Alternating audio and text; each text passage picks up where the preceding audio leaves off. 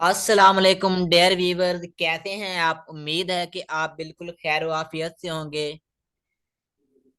आई am Mohammad Javed Hashmi. दोस्तों, हमने जो प्रीवियस क्लास थी उसमें हमने डाइवर्जेंस के बारे में स्टडी किया था। What is divergence? उसमें हमने ये देखा था कि डाइवर्जेंस एक ऐसा ऑपरेटर था। इनपुट तो उसे हम दे सकते थे वेक्टर, और इनपुट हमने देकर भी देखी थी, लेकिन जो हमें आउटपुट मिलती थी वो हमें एक स्केलर मिलता था। तो लेकिन जो आज हम जिस जिस ऑपरेटर के बारे में बात करने जा रहे हैं उस ऑपरेटर को कहते हैं कर्ल। और ये एक ऐसा ऑपरेटर है जिसकी इनपुट भी वेक्टर होता है और इसका आउटपुट भी वेक्टर होता है। आइए दोस्तों, हम देखते हैं कि इसको हम किस तरह से डिफाइन करते हैं और किस तरह इसको हम वेक्टर्स पर इम्प्लीमेंट करते हैं। ये देखें, अगर हमारे पास एक वेक्टर पॉइंट फंक्शन मौजूद हो तो उसका कर्ल क्या होता है? उसका कर्ल होता है, उसको हम लिखते हैं कर्ल ऑफ वेक्टर एफ, और उसको हम डिफाइन इस तरह से करते हैं कि उसका हम क्रॉस प्रोडक्ट ले लेते हैं डिफरेंशियल ऑपरेटर से। और आपको पता है कि आप अच्छी तरह जानते हैं जो क्रॉस प्रोडक्ट होता है उसके लिए हम डिटर्मिनेंट सोल्व किया करते हैं। तो दोस्तों, ये हमारे पास डिटर्मिनेंट आ जाता है। बस यही होता है कर्ल, और इसको हमें सोल्व करना पड़ता है। इस पर कुछ चंद क्वेश्चन दिए गए हैं। मुझे उम्मीद है कि ये सारे क्वेश्चंस आप कर सकते हैं।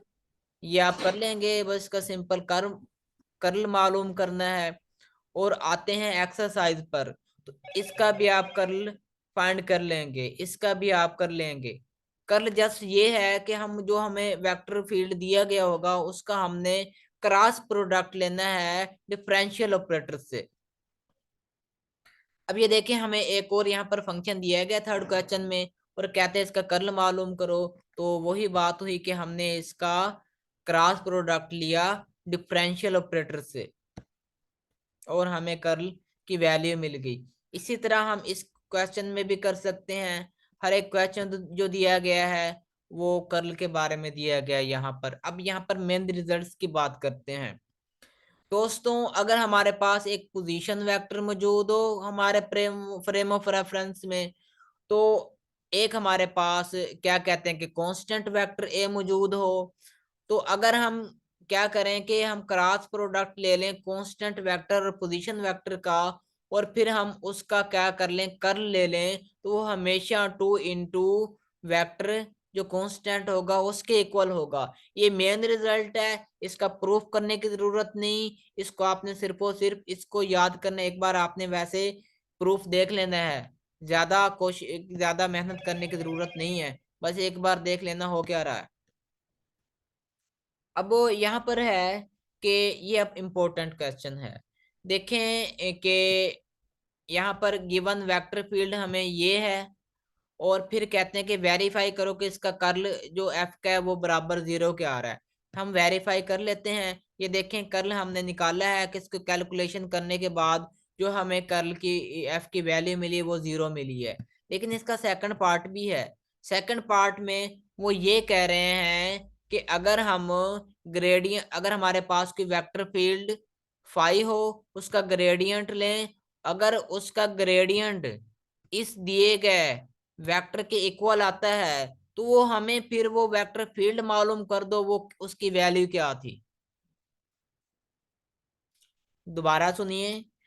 अगर ये जो हमें वेक्टर फील्ड एफ दिया गया है ये अगर किसी स्केलर फंक्शन के ग्रेडियंट के इक्वल आ रहा है, तो वो कह रहा है फिर हमें वो ग्रेडियंट मालूम करके दो।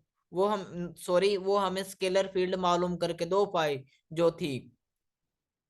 तो ये देखें, इसके लिए हम क्या करते हैं कि हम सबसे पहले तो ये है कि हम ग्रेडियंट फाई को एफ के इक्वल लिखा करते हैं, और ग्रेडियंट फाई हमें पता है वो ये है, और इसके इक्वल हम जो वेक्टर फील्ड है उसकी वैल्यू रख दिए।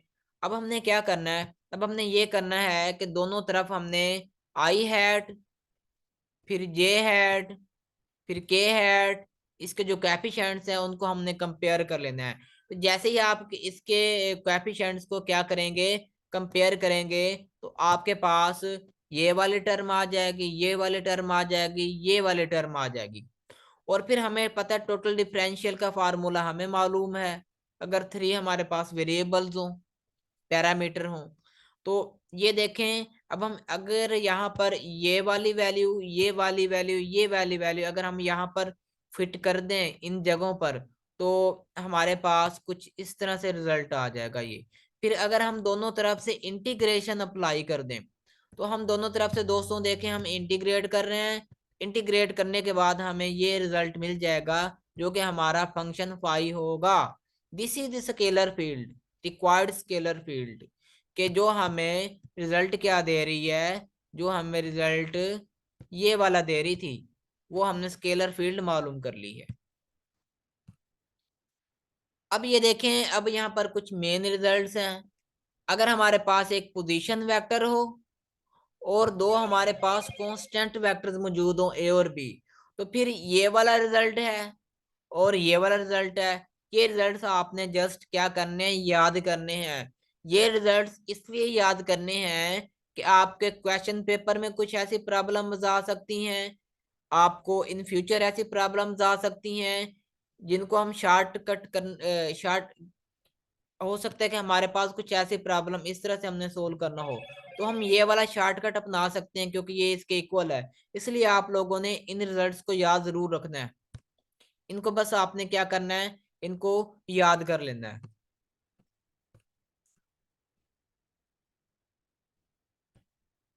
और ये देखें, ये सारे मेन रिजल्ट्स हैं, ये वही सेकंड पार्ट है उसका।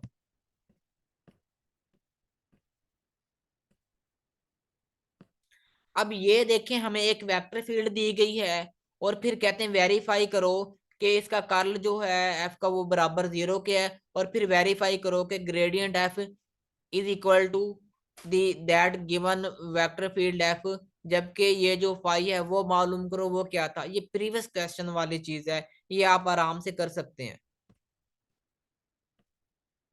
अब हमें ये जो हमने पीछे फार्मूलाज पढ़े थे वो अब दोबारा यहाँ रिवाइज करवा रहे हैं कि उनका कहना ये है कि अगर एफ और जी कोई स्केलर पॉइंट फंक्शंस हो तो उनका ग्रेडियंट बताया गया है, ग्रेडियंट का सम बताया गया है कैसे है, फिर प्रोडक्ट की बात कर रहे हैं, फिर कोशेंट की बात कर रहे हैं। याद रहे कि हमने ये पहले पढ़े हुए हैं, बस ये दोबारा यहाँ रिवाइज कर रहे हैं। ये देखें, ये फार्मूलाज जो हैं डाइवर्जेंस के, ये डाइवर्जेंस के फार्मूलाज हैं। फिर ये जो हैं ये कर्ल के फार्मूलाज, इनको कह रहे हो कुछ इसमें डाइवर्जेंस के आ रहे हैं, जो क्रॉस के लिहाज से होंगे वो कर्ल के मान लो। तो ये देखें, ये ट्रिपल वेक्टर प्रोडक्ट का फार्मूला है। और उसके बाद क्या कहते हैं कि ये है, ये डॉट प्रोडक्ट अगर कोई दो वेक्टर्स हों तो उस पर हम क्या कहते हैं ग्रेडियंट कैसे अप्लाई कर सकते हैं। तो उसके बाद ये भी वेक्टर ट्रिपल प्रोडक्ट का फार्मूला है, ये हमने पीछे सारे पढ़े हुए हैं। ये आपने यहाँ से एक बार रिवाइज कर लेने हैं और इनका प्रूफ करने की कोई जरूरत नहीं बच्चों।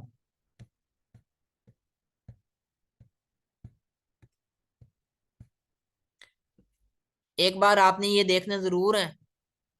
अब यहाँ पर ना ना हमने जो हमारे पास फार्मूलाज थे, हमने उनको क्या किया है कि उनको हमने जनरलाइज कर दिया। पहले हमने क्या लिए, एक्सिस लिए हैं, एक्स एक्सिस, वाई एक्सिस, जी एक्सिस। अब उन्होंने जनरलाइज कर दिया, उन्होंने समेशन कन्वेंशन ने इसको लिख दिया कि यहाँ पर जो है, यहाँ पर पार्शियल और पार्शियल एक्स है इनटू आई हैट है, जबकि आई हैट भी वेरीज कर रहा है एन तक। और ये जो हमारे पास ये एक्स है, ये भी x1 x2 x3 so on to होंगे एन तक। इसी तरह इसको भी उन्होंने जनरलाइज कर दिया है। ये सारे जो फार्मूले उन्होंने सिर्फ क्या किए, जनरलाइज कर दिए। ये फार्मूले भी आपने, ये जितने भी फार्मूलाज हैं ये सारे आपने प्रिपेयर कर लेने, अच्छे से याद कर लेने हैं। ये बहुत इंपॉर्टेंट फार्मूलाज हैं और इन फार्मूलाज को यूज करके ये प्रूफ आपने फिलहाल ये नहीं करने, एक बार देख लेने हैं, बस वही फार्मूलाज आपने याद रखने हैं। और ये देखें, उन फार्मूलाज को यूज करके हम कुछ एग्जांपल्स को सोल्व करेंगे। ये देखें, ये मेन रिजल्ट्स कहलाते हैं। तो ये एक हमारे पास पोजीशन वेक्टर है उसी का हमने क्या लिया है कि उसी के मैग्नीट्यूड की nth पावर ली हुई है, फिर उस वेक्टर को उसकी मैग्नीट्यूड के nth पावर से क्या कर दिया है, उसका प्रोडक्ट ले लिया, फिर उसका कर्ल क्या है, 0 के इक्वल आ रहा है। तो ये आपने मेन रिजल्ट है, ये याद रखना है। और उसी तरह क्या है कि एक ये वाला रिजल्ट है कि हाँ, अगर एफ जो है वो एक वेक्टर फील्ड है और पाई जो एक स्केलर फील्ड है, तो फिर क्या कहते हैं कि फिर कैलकुलेट करो। ये सिर्फ कैलकुलेट करने वाली चीज है, ये आप कैलकुलेट कर सकते हैं।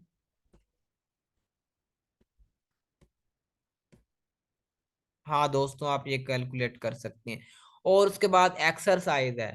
अब एक्सरसाइज में ये वाले फार्मूलाज हैं, ये देखें, ये वाले फार्मूलाज, ये आपने क्या करना है कि ये आपने प्रिपेयर कर लेने हैं। जैसे कि वो कहते हैं कि अगर ए जो है वो एक कांस्टेंट वेक्टर है, तो फिर शो करो कि curl of A cross F is equal to A into divergence of F minus A dot divergence A dot differential operator into F. तो ये देखें, कर्ल का मतलब ये क्रॉस प्रोडक्ट लेना। तो ये ऐसे आप समझें, बल्कि नीचे दिया गया है कि उसने ना कर्ल की जगह क्रॉस, ये वेक्टर ट्रिपल प्रोडक्ट है। और ये वेक्टर ट्रिपल प्रोडक्ट की आइडेंटिटी के जरिए फार्मूला हम ड्राइव कर सकते हैं, ये हमने पहले पढ़ा हुआ है। और ये जो है, हाँ ये है कि आपने ये वाला फार्मूला जरूर याद करना है फिर, ये कि cross product of the curl of F into same vector field F is equal to 1/2 into gradient of F square minus dot product of differential and given vector field F into F. देखें, ये जो होता है ये divergence कहलाएगा F का, क्योंकि इसका डॉट प्रोडक्ट है एफ के साथ। और ये ग्रेडियंट हम यहाँ पर जरूर लेते हैं, क्योंकि ये जो हमारे पास अभी ये जो फील्ड है ये वेक्टर फील्ड नहीं, जो हमारे पास स्केलर फील्ड होगी उसको, उस पर हम डिफरेंशियल ऑपरेटर को एज अ ग्रेडियंट अप्लाई करेंगे। और जो हमारे पास वेक्टर फील्ड हो, उस पर हम डिफरेंशियल ऑपरेटर को एज अ डाइवर्जेंस अप्लाई करेंगे। और बाकी डाइवर्जेंस को कैसे अप्लाई करना है और ग्रेडियंट को कैसे इंप्लीमेंट करना है, वो आप लोग अच्छी तरह से जानते हो, हमने प्रीवियस सेक्शन में वो पढ़ ली है।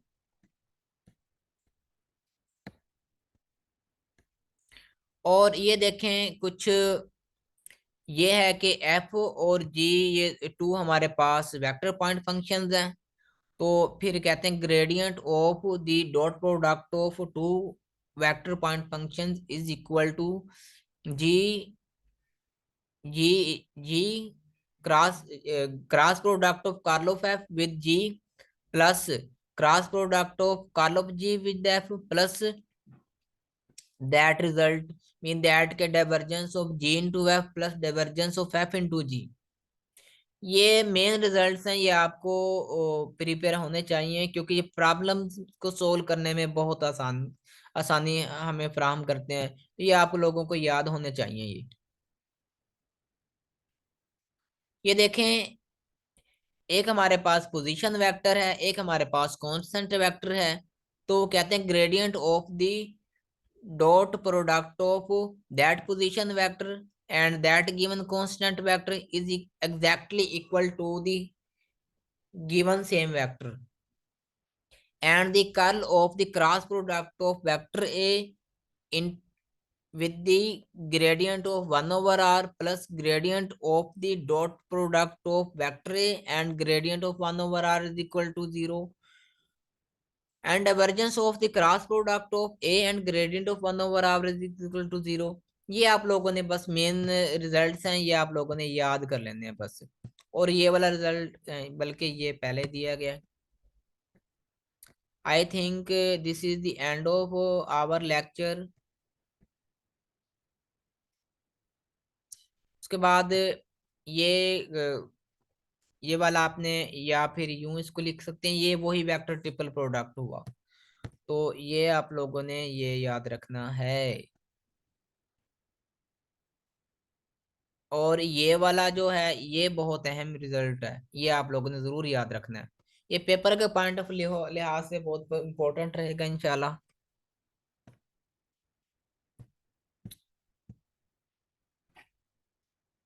At the end of lecture अगर किसी का कोई क्वेश्चन है तो वो डिस्कस कर सकता है, वो पूछ सकता है। कोई डाउट हो डिस्कस कर सकते हैं।